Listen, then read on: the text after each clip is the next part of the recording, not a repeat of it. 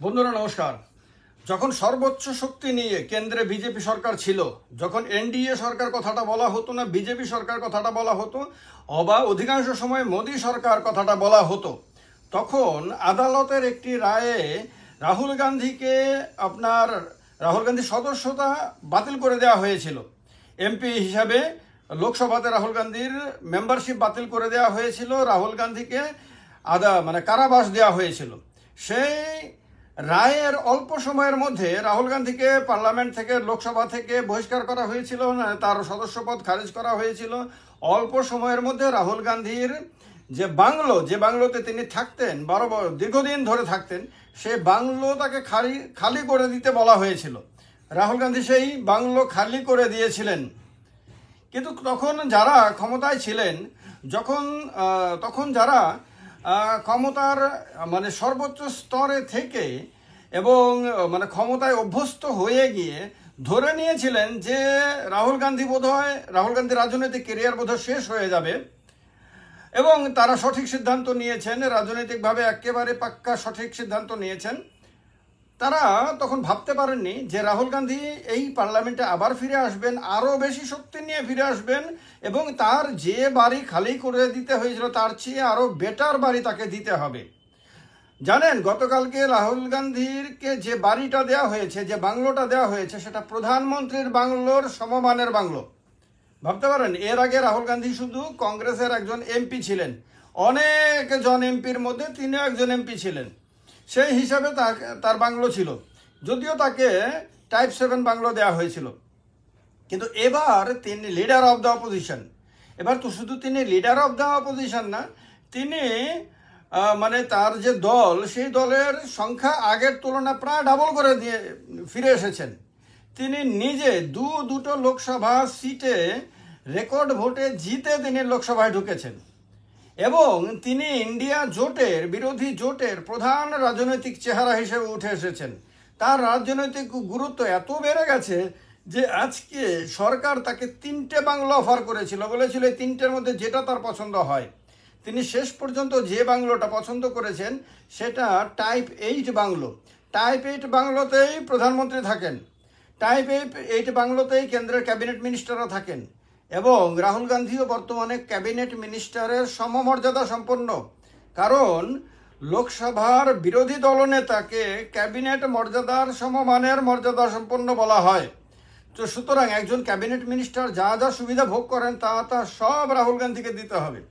তো রাজনীতিতে দেখেন, এটা যথেষ্ট খেয়াল করার মতো বিষয় যে বিজেপি যখন চরম শিখরে ছিল ক্ষমতার, তখন সে ভাবতেই পারেনি যে কোনোদিন এরকম আবার আসবে যে কংগ্রেস মুক্ত ভারত গঠন করার স্বপ্ন নিয়ে চলা বিজেপি কংগ্রেসের এইরকম নব উত্থান দেখবে, কংগ্রেস আবার ঘুরে দাঁড়াবে। আবার এইটা হবে সেই রাহুল গান্ধীর নেতৃত্বে, যে রাহুল গান্ধীকে লোকসভা থেকে বহিষ্কার করে দেওয়া হয়েছিল, তার সদস্যপদ খারিজ করে দেওয়া হয়েছিল। তখন তারা ভাবতেই পারেনি, কারণ লোকসভাতে সদস্যপদ খারিজ করার পরে তিনি আবার লোকসভাতে ফিরে এসেছিলেন। কিন্তু কিভাবে ফিরে এসেছিলেন? সুপ্রিম কোর্ট তার সেই স্টে অর্ডার দিয়ে, সেই মামলাতে স্টে অর্ডার দিয়ে, সাজাতে স্টে অর্ডার দিয়ে দেওয়ার কারণে তিনি আবার লোকসভাতে ফিরে এসেছিলেন। কিন্তু অভিমান হয়েছিল তাকে দ্রুত বাড়ি ছাড়তে বলার কারণে তার এটা প্রেস্টিজে লেগেছিল, তার হয়তো মনের মধ্যে একটা ঘা সৃষ্টি হয়েছিল, যার কারণে তার সদস্যপদ বহাল হওয়ার পরে তিনি আবার তার পুরনো বাড়িতে ফিরে আসতে পারতেন, যে বাড়িটা তিনি খালি করেছেন। তিনি সেটা করেননি, তিনি তার মার সঙ্গেই থেকে গেছিলেন। হয়তো এটা তার মনের মধ্যে একটা জিদ তৈরি করেছিল যে এই বাড়ি আমাকে খালি করতে বলা হয়েছে, এবং সব কিছু অতি দ্রুত করা হয়েছে। ভারতবর্ষে অনেক মামলা দীর্ঘদিন ধরে, বছরের পর বছর ধরে চলে, কিন্তু এই মামলাতে খুব দ্রুত সম্পন্ন করা হয়। মনে করা হয়েছিল, দেশের মানুষও মনে করেছে যে এটা বোধহয় উদ্দেশ্য প্রণোদিতভাবে খুব দ্রুত এই মামলাতে একটা রায় দেওয়ার জন্য, একটা বিশেষ রায় দেওয়ার জন্য মামলাটা এরকমভাবে দ্রুত করা হয়েছে। এবং আপনার লোকসভার কর্তা ব্যক্তিরাও বসেছিলেন যে কখন রায়টা বেরোবে, আর আমরা তার পরিপ্রেক্ষিতে তার সদস্যপদ খারিজ করে দেব। এই সবটাই বোধহয় একটা পরিকল্পনার অন্তর্গত করা হয়েছিল বলে মানুষ মনে করেছিল। তো এটা তার মনের মধ্যে একটা আঘাত দিয়েছিল। সেই আঘাতের কারণে তিনি তার মার কাছে এবার ফিরে যান এবং ফিরে গিয়ে তিনি নিজেকে প্রস্তুত করার, নিজেকে নতুন করে গড়ে তোলার তিনি সিদ্ধান্ত নেন। এবং নতুন করে গড়তে গিয়ে নতুন রাহুল গান্ধীর আমরা দেখলাম, চেহারা দেখলাম। সেই রাহুল গান্ধী ভারতবর্ষে স্বাধীনতার পরে সবচেয়ে বেশি মানে বড় রাস্তা অতিক্রম করেছেন, পদযাত্রা করেছেন। স্বাধীনতার পরে আর কোনো কেউ এত বড় পদযাত্রা করেননি যেটা রাহুল গান্ধী করেছেন। দুবার তিনি ভারতবর্ষে, একবার কন্যাকুমারী থেকে কাশ্মীর পর্যন্ত, আর একবার মণিপুর থেকে মহারাষ্ট্র পর্যন্ত তিনি দুবার পদযাত্রা করেছেন এবং তাক লাগিয়ে দিয়েছেন। এবং সাধারণ মানুষের সঙ্গে তার যে দূরত্ব ছিল সেই দূরত্বটাকে মিটিয়ে নেওয়ার সিদ্ধান্ত নেন এবং তিনি সাধারণ মানুষের সঙ্গে মিশে যান আরও বেশি বেশি করে। তার জনপ্রিয়তা এভাবে করে এত বেশি বাড়িয়ে দেন যে বাকি রাজনৈতিক নেতারা ভারতবর্ষের, অন্ততপক্ষে সোশ্যাল মিডিয়া, আমি আপনাদেরকে হিসাব দেবো আর একটা ভিডিওতে, সোশ্যাল মিডিয়ার হিসাব বলছে যে এই মুহূর্তে ভারতবর্ষে 1 নম্বর জনপ্রিয় নেতা রাহুল গান্ধী। ইয়াং জেনারেশনের মধ্যে তার জনপ্রিয়তা আকাশ ছোঁয়া হয়ে গেছে এবং এটা যেভাবে বাড়ছে, গ্রাফ যেভাবে বাড়ছে, সে তাতে বাকি বিরোধী দলগুলো, অন্য সমস্ত রাজনৈতিক দলগুলো তারা চিন্তায় পড়ে গেছেন। তো এইটা কেন হয়েছে তার বিরুদ্ধে সেই কাজটা করার কারণে। সেই সময় যারা ক্ষমতায় অন্ধ হয়ে গেছিলেন, ধরে নিয়েছিলেন যে মোদি হয়তো মুমকিন হয়, মোদিকে গ্যারান্টি মানে সর্বোচ্চ কথা, এরপর আর কোনো কথাই হতে পারে না। বিজেপি তো একা সংখ্যাগরিষ্ঠতা আপনার কত 282 থেকে 303, 303 থেকে 403 হবে, 403-এর পরে 503 হবে, এরপরে যদি লোকসভার আসন সংখ্যা বাড়ে তাহলে এটা আবার 603 হবে। এইভাবে বাড়তেই থাকবে শুধুমাত্র। ক্ষমতা আর কখনোই তাদের হাত থেকে যাবে না। সুতরাং তারা যে সিদ্ধান্ত নেবেন সেটাই পার্মানেন্ট হয়ে যাবে।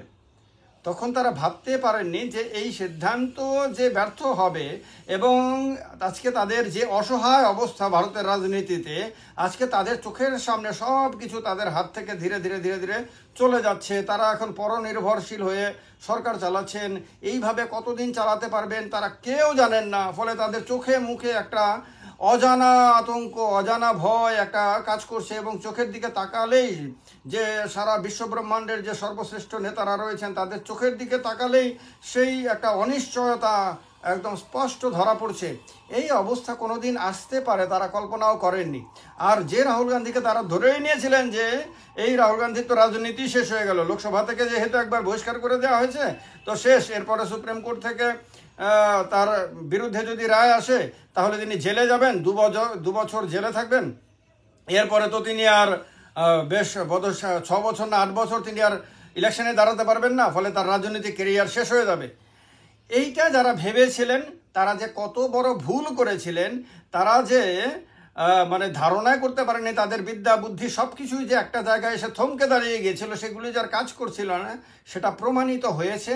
রাহুল গান্ধী আবার ফিরে এসেছেন, আরও বেশি ক্ষমতা নিয়ে ফিরে এসেছেন এবং প্রধানমন্ত্রীর সমতুল্য আপনার বাংলোতে এসে ঢুকেছেন এবং এই ঢোকার মাধ্যমে দেশের সাধারণ মানুষকে এবং তার সমর্থকদেরকে তিনি বার্তা দিয়েছেন যে এখন প্রধানমন্ত্রীর সমতুল্য বাংলোতে আছি, এরপরে প্রধানমন্ত্রী বাংলোতে ঢুকবো।